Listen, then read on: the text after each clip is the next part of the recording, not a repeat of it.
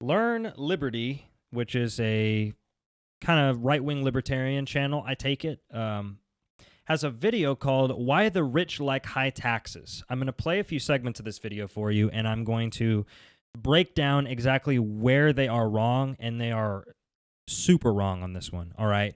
Let me just say at the outset, I did notice this is not like PragerU, right? PragerU is 100% propaganda. This is maybe, I don't know, 80% propaganda, but they are actually relatively principled on some issues that I would agree with. Like they have videos on ending the drug war, for example. I don't think PragerU's really ever talked about that. PragerU is just, in general, capitulation to the right wing as a whole, whereas Learn Liberty actually does break with the right wing on quite a few things, and they are pretty principally libertarian from what it seems. Again, I haven't watched this channel a whole lot, but on this video that we're going to talk about right here, I highly, highly disagree. So let me go ahead and play that for you, and we'll come back and discuss.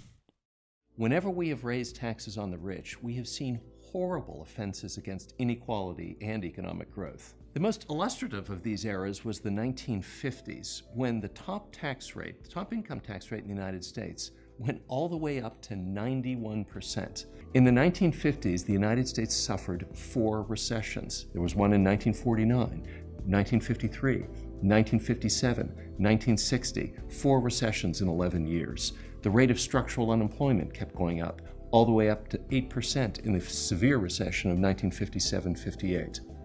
So there wasn't significant economic growth in the 1950s. It only averaged 2.5% during the presidency of Dwight D. Eisenhower.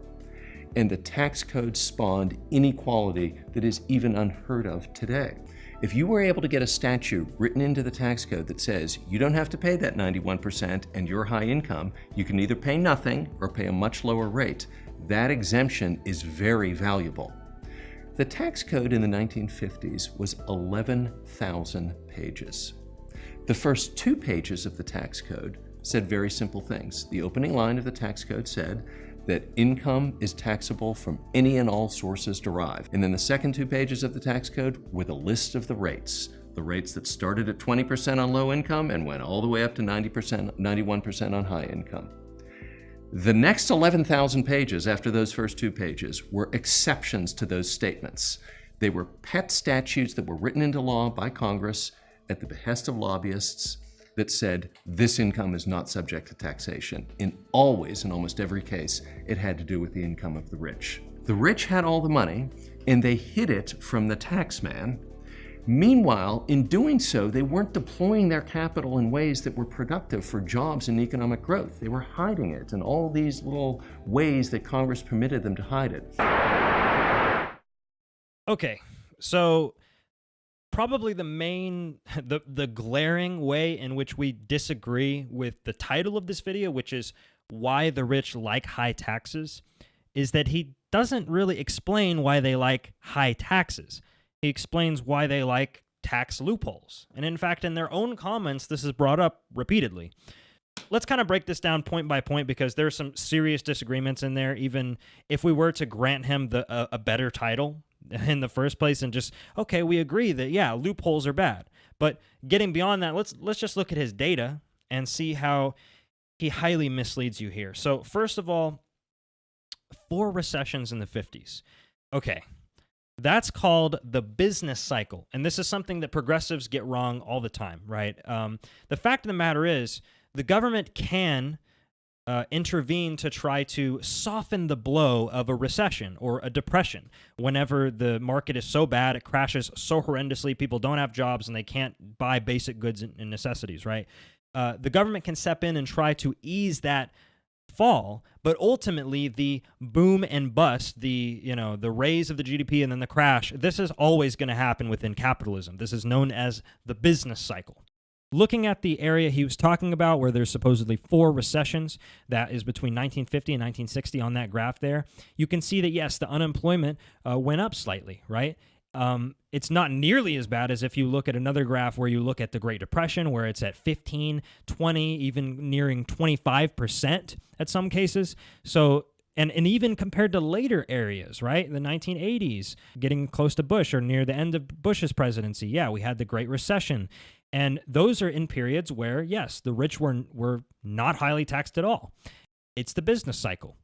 And also, what I haven't even mentioned yet is that a recession can be measured in two different ways. A recession could just be a time where unemployment goes up 1.5 to 2% in a single year. That's one metric people have given for a time being a recession. That's pretty modest, a 1.5 to 2% rise in unemployment. I mean, that happens all the time for various reasons, has oftentimes nothing to do with the tax code. But more importantly, a recession can be considered 2 quarters straight of negative GDP growth. Again, the business cycle. You can't expect the GDP to be growing like clockwork all the time. There has to be peaks and valleys. That's just how capitalism functions. And if we go over and look at during this same period where he says, oh, people are doing horrible. There's rampant economic inequality during this area and unemployment rose. Okay, well, look at wages and productivity. Okay? Wages during this same period where there were 4 recessions, according to him and according to that graph, wages increased through that whole period. They just went up like clockwork, and they mirrored production, right? So productivity went up, hourly compensation went up. Through that period, just continuously, like clockwork. That is what's called the golden age of economic expansion in economics, an age where there was a fair, progressive tax structure. The more you made, the more you were expected to pay as a margin of your income, right? So after a certain point, after $5 million or whatever dollars, yes, all the money past that point is taxed at the 91% rate that he gave, which was later lowered to, I think, 70% and so on and so forth.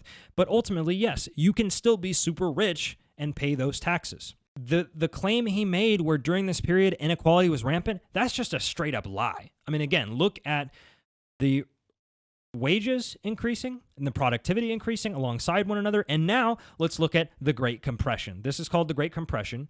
This data comes from the Quarterly Journal of Economics. And as you can see there, through that period he talks about, 1949 to 1957, the share of income that the top 1% is making for the total income of the country declined.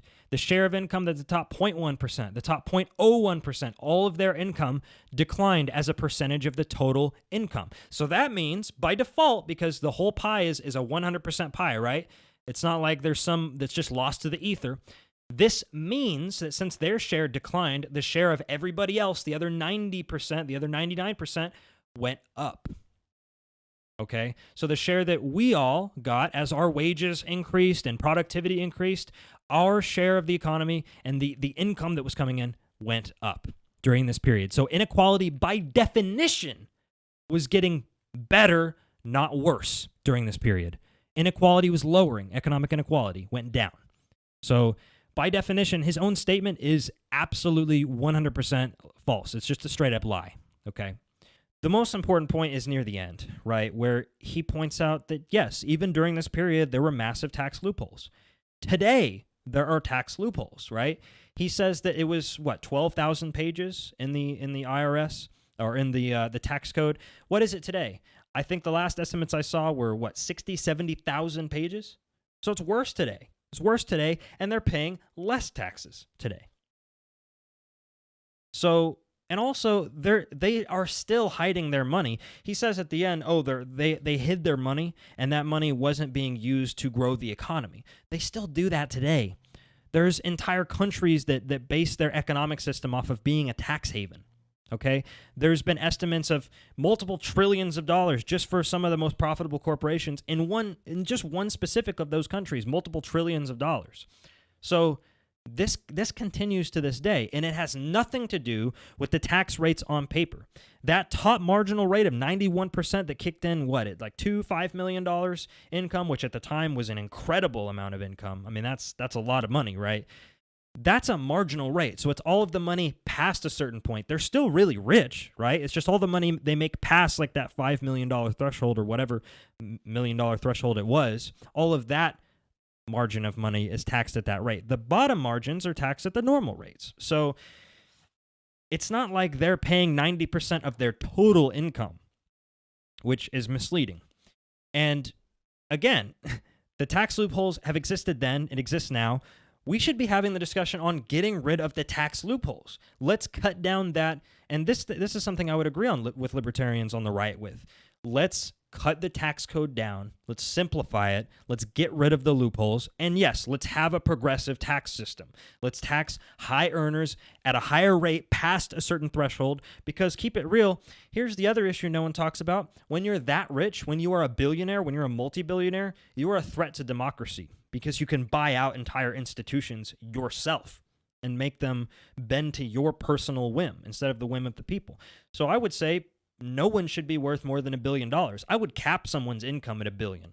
I'm willing to hear arguments much lower than that, maybe 100 million, okay? Because when you're a billionaire, that's so much money. You can, I mean, again, we go back to the example of these last elections in Europe where rich people bought out entire click farms, giant buildings full of servers to do fake propaganda online and basically run fake accounts that gives a certain movement or a certain page more credibility than they actually have, and they skew basically the information sector. They make it seem like there's more backing behind a particular goal, a particular ideology, than there actually is.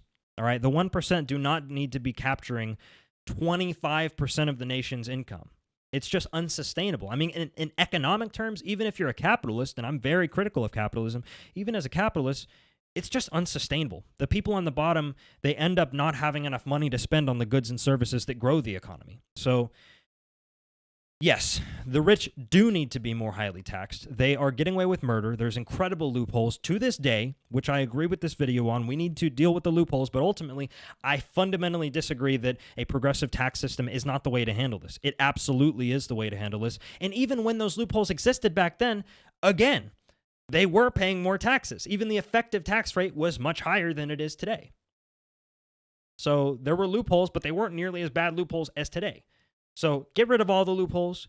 Let's have a more aggressive, progressive tax system. And let's defeat income inequality, because it is one of the great issues of our time. It is very serious.